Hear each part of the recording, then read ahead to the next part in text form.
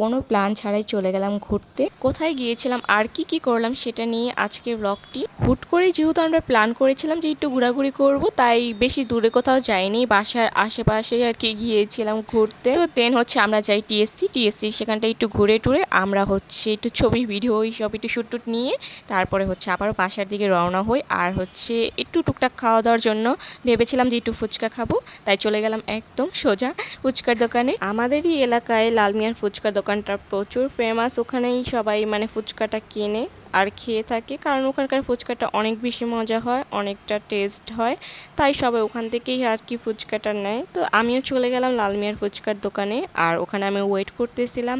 তো কিছুক্ষণ ওয়েট করার পর দেন হচ্ছে গিয়ে আমি ফুচকাটা ফাইনালি পেয়েই যাই। অনেক মানে ভিড় ছিল। অ্যান্ড যারা আমার পেজটিকে এখনও লাইক ফলো করেনি অবশ্যই পেজটিকে লাইক ফলো করে সাপোর্ট করবেন। আর আমি হচ্ছে পার্সেল নিয়েছিলাম, যেহেতু অনেক ভিড় ছিল সেখানে, তাই আর হচ্ছে ওখানে খাইনি, একদম বাসায় পার্সেল নিয়ে যাই, যেহেতু আম্মু খাবে। তো এই তো বাসায় এসে পড়ছি, মানে কোনো তো ড্রেসটা খুলেই মানে ফুচকা খাওয়া একদম শুরু। যাই হোক, আজকে মিনি ব্লগটা এই পর্যন্ত। সবাই ভালো থাকবেন, টেক কেয়ার, আল্লাহ হাফিজ সবাইকে।